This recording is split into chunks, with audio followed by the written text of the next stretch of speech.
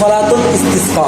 সালাত মানে নামাজ, ইস্তিসকা মানে বৃষ্টি প্রার্থনা, পানি প্রার্থনা, পানি চাওয়া। সালাতুল ইস্তিসকা মানে বৃষ্টি কামনা করে যে নামাজ আদায় করা হয় সেটাই হচ্ছে সালাতুল ইস্তিসকা।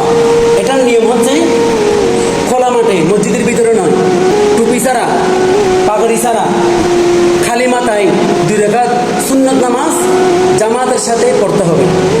যিনি ইমামতি করবেন তিনি নামাজ আদায় করার পরে আরবি ভাষায় কিছুক্ষণ খুতবা প্রদান করবেন, খুতবা তেলাওয়াত করবেন। এরপরে নবীজির উপর মহব্বত দুরূদ শরীফ পাঠ করবেন, মিলাদ কিয়াম আদায় করবেন।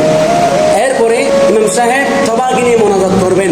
মোনাজাত করার সময় হাতের তালু থাকবে জমিনের দিকে, হাতের পিঠ থাকবে আসমানের দিকে। যতক্ষণ পর্যন্ত দাঁড়িয়ে দাঁড়িয়ে সম্ভব হয় ততক্ষণ পর্যন্ত দাঁড়িয়ে দাঁড়িয়ে মোনাজাত করবেন, কান্নাকাটি করবেন, আল্লাহর কাছে বৃষ্টি কামনা করবেন, পানি কামনা করবেন, শিথিল পরিস্থিতি কামনা করবেন, নিজের গুনাহগুলো স্বীকার করবেন, তাওবা করবেন।